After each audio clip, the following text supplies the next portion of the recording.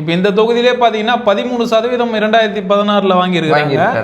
அந்த 13% வாங்கியிருக்கிறாங்கன்னா அவங்க கண்டிப்பாக ஒரு 25% 30% அங்கே பெரும்பான்மையாக வாழற மக்களாக தான் இருக்கணும். ஏன்னா பாமகவில் இருக்கிற மாதிரி வன்னியர்கள் பார்த்தீங்கன்னா அதிமுக திமுக ஆதரவு அளித்து ஓட்டு போடுறவங்களும் இருக்காங்க.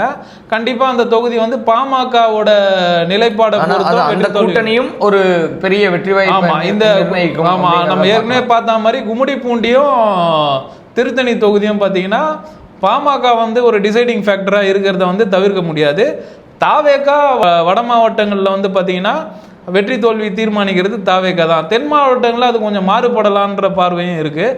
நம்ம தொடர்ந்து ஒரு தொகுதியாக பார்க்கும்போது அந்தந்த தொகுதிக்கு எப்படி இருக்குன்னு நம்ம ஆராயலாம். திருத்தணி தொகுதியை பற்றி ஒரு ஆய்வு கொடுத்துருந்தோம். உங்களுக்கு இந்த ஆய்வில் வேறு ஏதாவது சொல்லணும்னு நினச்சா நீங்கள் தாராளமாக எங்களுக்கு கமெண்ட் வழியாக சொல்லலாம். இது போக நாங்கள் என்ன அப்படின்னா அரசியல் ஆய்வுகளில் நாங்கள் ஈடுபட்டு இருக்கிறதுனால அரசியல் சார்ந்து உங்களோட கருத்துக்கள் இருந்தால் தாராளமாக எங்களோட கமெண்ட்டில் பதிவு பண்ணலாம். அரசியல் ஆர்வம் உள்ளவர்கள் தாராளமாக இந்த சேனலை நீங்கள் சப்ஸ்கிரைப் பண்ணி எங்களுக்கு ஒரு பெரு ஆதரவோட அடுத்தடுத்த அரசியல் ஞானங்களை பெறதுக்கும் வாய்ப்புகளை ஏற்படுத்திக்கோங்க அப்படின்னு கேட்டுக்கிட்டு அடுத்த வீடியோவில் உங்களை சந்திக்கிறேன். நன்றி.